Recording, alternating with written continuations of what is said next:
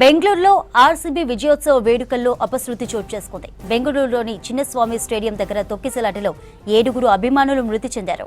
మరో 10 మంది పరిస్థితి విషమంగా ఉండగా 30 మందికి గాయాలైనట్లు తెలుస్తోంది. ఐపీఎల్ ప్రారంభమయ్యాక తొలిసారి టైటిల్ గెలిచింది రాయల్ ఛాలెంజర్స్ బెంగళూరు. దీంతో చిన్నస్వామి స్టేడియంలో గ్రాండ్ గా సెలబ్రేషన్స్ ప్లాన్ చేసింది ప్రభుత్వం. అయితే అభిమానులు పెద్ద ఎత్తున తరలి రావడంతో తొక్కిసలాట జరిగింది. బెంగళూరులో ఆర్సీబీ విజయోత్సవ వేడుకల్లో అపశృతి చోటు చేసుకుంది. బెంగళూరులోని చిన్నస్వామి స్టేడియం దగ్గర తొక్కిసలాటలో 7 అభిమానులు మృతి చెందారు. మరో 10 మంది పరిస్థితి విషమంగా ఉండగా 30 మందికి గాయాలైనట్లు తెలుస్తోంది. ఐపీఎల్ ప్రారంభమయ్యాక తొలిసారి టైటిల్ గెలిచింది రాయల్ ఛాలెంజర్స్ బెంగళూరు. దీంతో చిన్నస్వామి స్టేడియంలో గ్రాండ్ గా సెలబ్రేషన్స్ కు ప్లాన్ చేసింది ప్రభుత్వం. అయితే అభిమానులు పెద్ద ఎత్తున తరలి రావడంతో తొక్కిసలాట జరిగింది.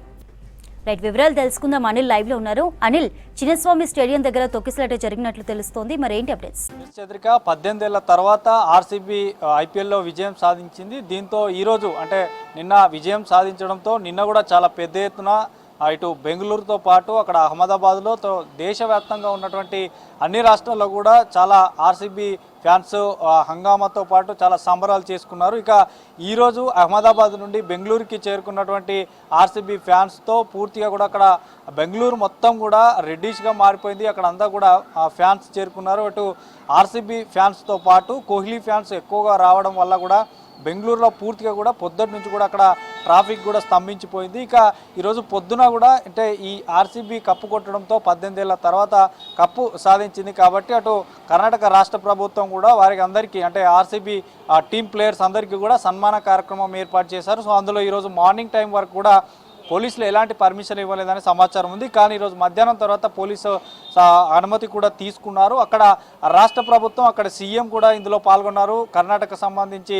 సీఎంతో పాటు డిప్యూటీ సీఎం, సో ఇతర అంతా అక్కడ రాజకీయ నాయకులు కూడా ఇందులో సెలబ్రిటీలు రాజకీయ నాయకులు అందరూ కూడా పాల్గొన్నారు. సో ఒక్కసారిగా అక్కడ ఫ్యాన్స్ తాకిడి పెరగడంతో పోలీసులు పూర్తిగా చేతులు ఎత్తేసినటువంటి పరిస్థితి. దీంతో దాదాపు మొదట 2 మృతి చెందినట్టు తెలిసిన తర్వాత 4, తర్వాత ప్రస్తుతం 6 నుంచి 7 మృతి చెందినట్లు తెలుస్తుంది. మరొక 30 మంది చాలా సీరియస్గా ఉన్నట్టు తెలుస్తుంది. ఇందులో ఒక 10 మంది ఐసీయూలో ఉన్నట్టు తెలుస్తుంది. సో దాదాపు ఒక 70-80 పైగా మంది కూడా చాలా తీవ్ర ఒత్తిడికి అంటే అందులో తొక్కిసలాట జరిగింది. ఎందుకంటే అక్కడ విధాన సౌధ నుంచి బెంగళూరు చిన్నస్వామి స్టేడియం వరకు ఈ ఓపెన్ టాప్ బస్సులో పరేడ్ అనేది అంటే విజయోత్సవ ర్యాలీ నిర్వహిస్తున్నారు. దీన్ని ముందుగానే అంటే ప్రభుత్వం కూడా వీరికి సన్మానం చేయాలని నిశ్చయించింది. కానీ పోలీసులు మాత్రం వాటికి సంబంధించి పోలీసుల వైఫల్యం పూర్తిగా అక్కడ కనిపిస్తుందనే చెప్పొచ్చు. మనకి విజువల్స్లో చూస్తే అర్థమవుతుంది.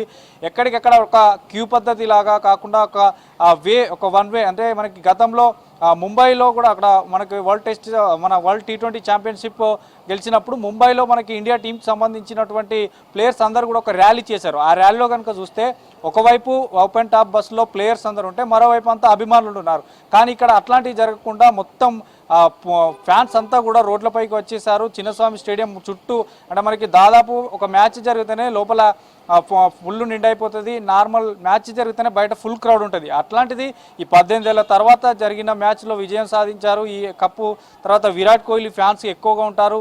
బెంగళూరుకి సంబంధించే కాకుండా ఇతర రాష్ట్రాల నుంచి కూడా అక్కడికి ఎక్కువ మంది ఫ్యాన్స్ రావడం వల్ల చాలా ఒత్తిడి జరిగింది. అక్కడ మొత్తం ఒకరినొకరు తోసుకున్నారు. పోలీసులు చేతులు ఎత్తేసారు. సో ఎక్కడికెక్కడ వారిని చెదరగొడుతున్నటువంటి టైంలో సో ఒకేసారి వన్ సైడ్ అవడంతో అక్కడ తొక్కిసలాట జరిగింది. చాలా వరకు అక్కడ పోలీసు వెహికల్స్లో కూడా వారి స్థానికంగా ఉన్నటువంటి ఆసుపత్రికి తరలిస్తున్నారు. అక్కడ కరెక్ట్ అంటే మనకి పోలీసులో కరెక్ట్ అక్కడ ఒక క్యూ పద్ధతి లాంటిది కానీ ఒక వన్ వే సిస్టమ్కి సంబంధించి కానీ ఎందుకంటే ఎక్కువ మంది అక్కడ ఫ్యాన్స్ వస్తారని తెలిసినా కూడా పోలీసులు ఎట్లాంటివి అరేంజ్మెంట్స్ అక్కడ లేవంటి చెప్పచ్చు. అక్కడ ఉన్నటువంటి స్థానికులు కూడా తీవ్ర ఆగ్రహం వ్యక్తం చేస్తున్నారు. సో దాదాపు ఇప్పటి వరకైతే మనకు అందుతున్నటువంటి సమాచారం మేరకు 7 మృతి చెందారు.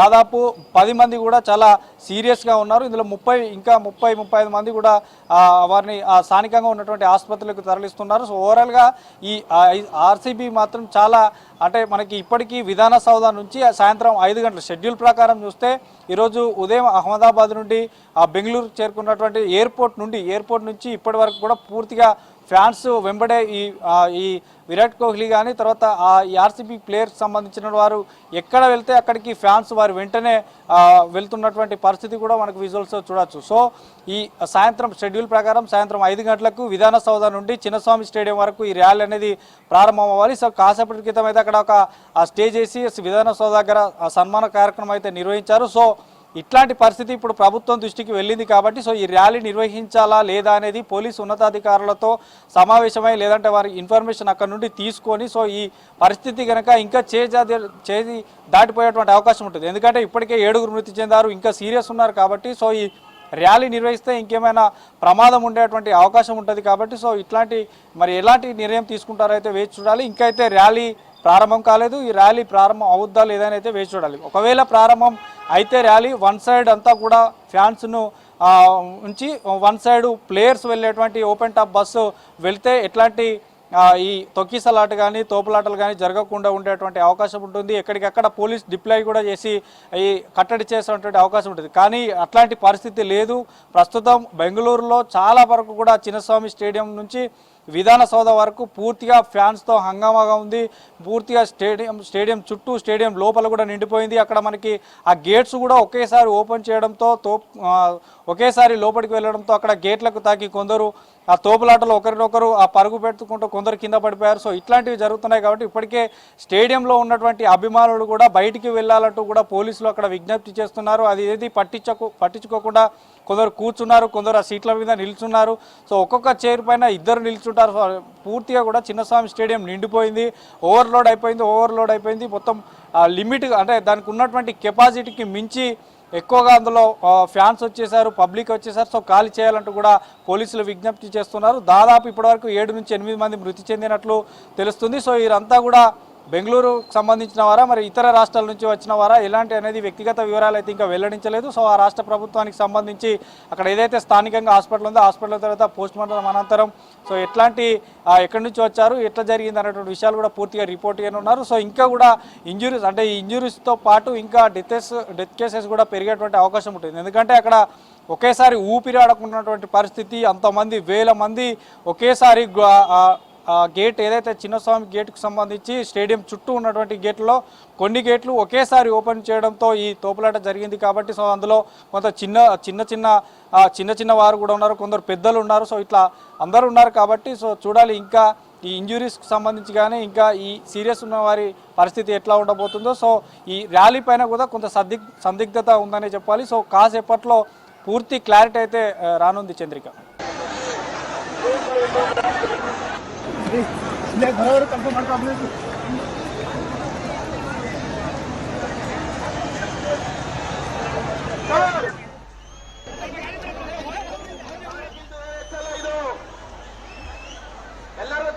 బెంగళూరులో ఆర్సీబీ విజయోత్సవ వేడుకల్లో అపశృతి చోటు చేసుకుంది. బెంగళూరులోని చిన్నస్వామి స్టేడియం దగ్గర తొక్కిసలాటలో 7 అభిమానులు మృతి చెందారు. మరో 10 మంది పరిస్థితి విషమంగా ఉండగా 30 మందికి గాయాలైనట్లు తెలుస్తోంది. ఐపీఎల్ ప్రారంభమయ్యాక తొలిసారి టైటిల్ గెలిచింది రాయల్ ఛాలెంజర్స్ బెంగళూరు. దీంతో చిన్నస్వామి స్టేడియంలో గ్రాండ్గా సెలబ్రేషన్స్ కు ప్లాన్ చేసింది ప్రభుత్వం. అయితే అభిమానులు పెద్ద ఎత్తున తరలి రావడంతో తొక్కిసలాట జరిగింది.